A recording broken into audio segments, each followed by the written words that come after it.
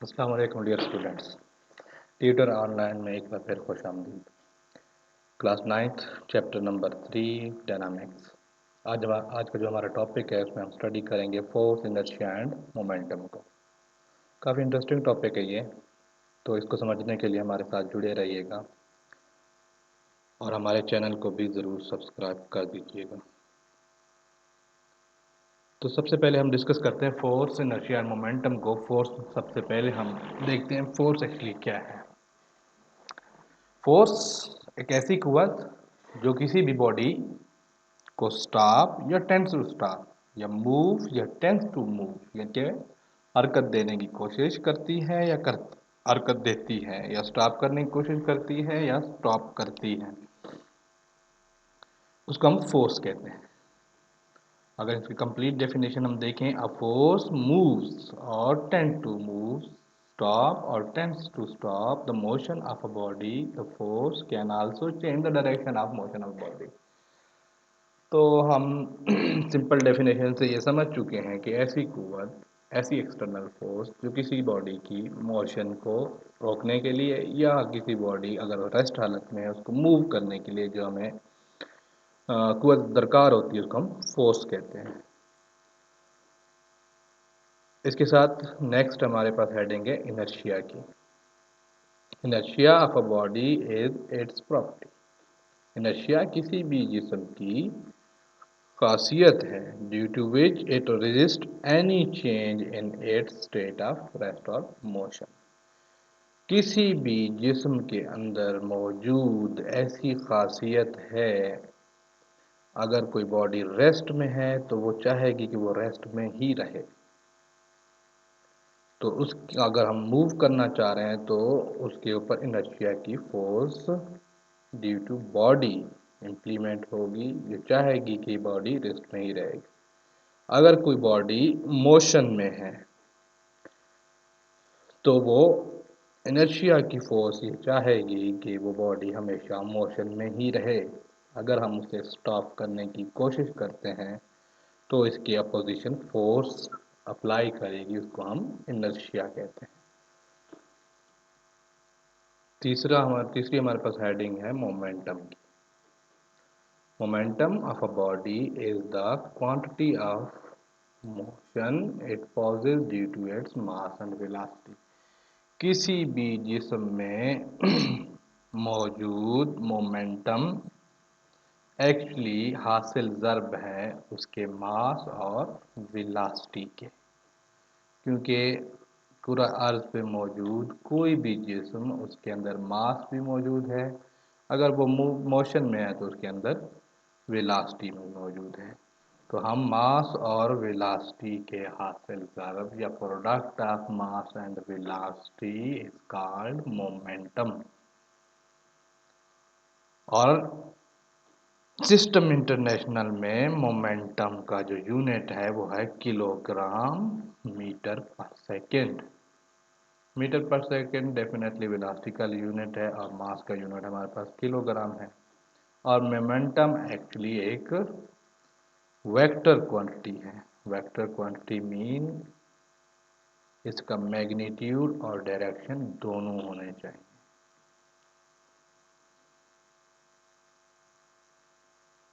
Next slide पे देखें, हमारे पास अगला जो टॉपिक है वो न्यूटन्स लॉज ऑफ मोशन है। बेसिकली न्यूटन के हमारे पास तीन लॉज ऑफ मोशन हैं, यानी कि थ्री लॉज ऑफ मोशन हैं, जिसको हम रिकग्नाइज करते हैं। Newton's first law of motion, second law of motion and third law of motion. तो सबसे पहले हम डिस्कस करते हैं Newton's first law of motion. Newton first law of motion ये ज़ाहिर करता है कि अगर कोई बॉडी हालत रेस्ट में है तो वो हालत रेस्ट में ही रहेगी जब तक के कोई एक्सटर्नल फोर्स उसे हरकत करने पे मजबूर ना करे। या इसकी दूसरी हालत ये हो सकती है कि इसकी दूसरी स्टेट ये हो सकती है, अगर कोई बॉडी मोशन में है तो वो चाहेगी कि वो मोशन में ही रहे।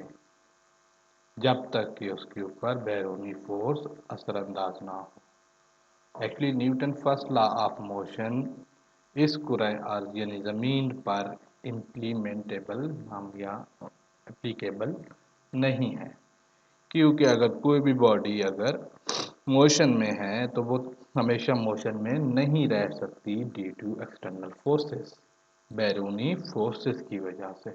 अब बैरूनी फोर्सेस ह्यूमन फोर्स भी हो सकती है, एयर फोर्स भी हो सकती है, फ्रिक्शन फोर्स भी हो सकती है। तो ये तो डेफिनेटली एक डेफिनेशन होगी और अंडरस्टैंडिंग होगी Newton first law of motion की। इसी तरह से अगली स्लाइड में हम देखेंगे Newton second law of motion. Newton for second law of motion हमें ये बताता है when A net force acts on a body, जब कोई फोर्स किसी जिस्म के ऊपर अमल करती है, it produces acceleration in the body in the direction of the net force. तो ऐसी बात है किसी जिस्म किसी बॉडी के ऊपर जब हम कोई फोर्स लगाते हैं तो फोर्स की वजह से एक्सेलरेशन पैदा होता है, मतलब कि बॉडी हरकत में आ जाती है।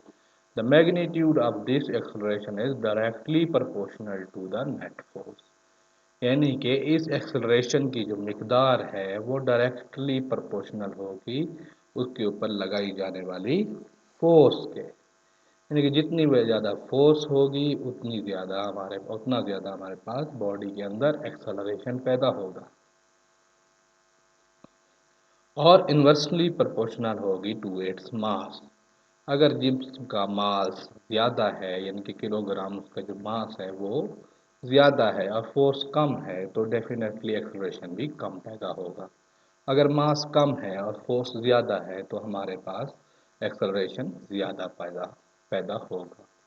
इसको हम कुछ इस तरह से डिफाइन कर सकते हैं, अपनी स्लाइड के आप राइट साइड पे देखें तो if a force produces an acceleration and in body of mass then we can state mathematically, इसको मैथमेटिकली तरीके से हम इसको स्टेट कर सकते हैं। पहली जो हमारे पास टर्म थी उसमें हमने कहा कि acceleration is directly proportional to force, तो यहाँ पे हमने डायरेक्टली प्रोपोर्शनल का साइन डाल दिया और A is directly proportional to F, यानी acceleration is directly proportional to force. दूसरी स्टेट में हमने ये कहा कि inversely proportional to its mass, यानी कि जिस्म की बॉडी का जो मास है एक्सेलरेशन उसके इन्वर्सली प्रोपोर्शनल होगा। अगर मास ज़्यादा है तो एक्सेलरेशन कम होगा, अगर मास कम है तो एक्सेलरेशन ज़्यादा होगा। तो A is directly inversely proportional to 1/m।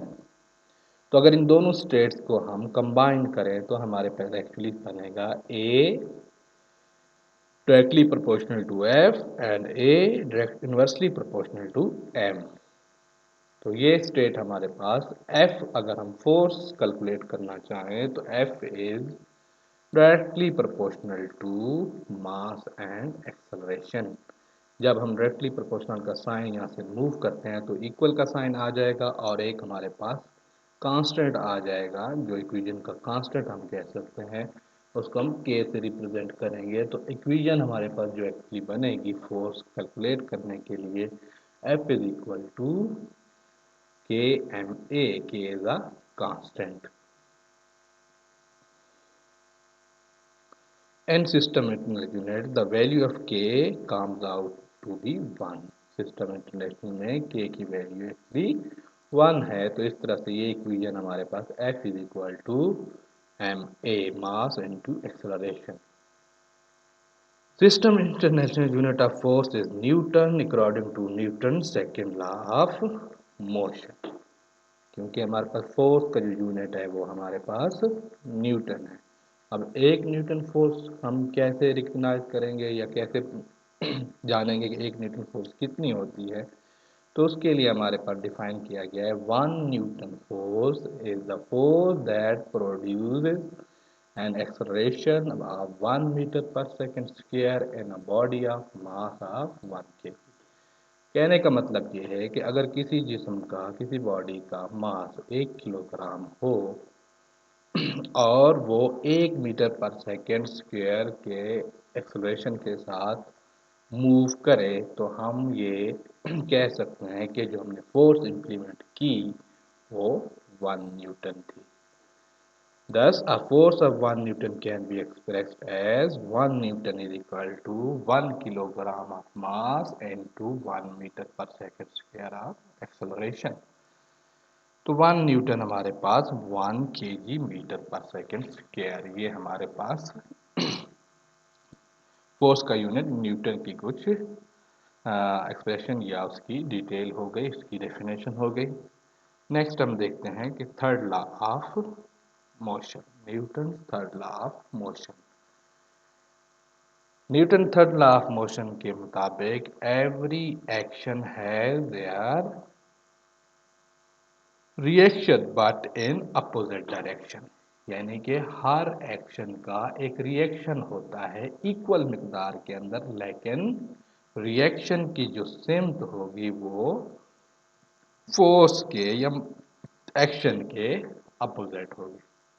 जैसे नीचे डायग्राम में भी आप देख सकते हैं, अगर एक फायर हम करते हैं तो बुलेट की रफ्तार जो फॉरवर्ड डायरेक्शन में है, जब वो फायर हुई तो उसके अपोजिट डायरेक्शन में हमें रिएक्शन मिला, जिससे की वजह से हमारी फायर करने वाला आला पीछे की तरफ मूव होता है।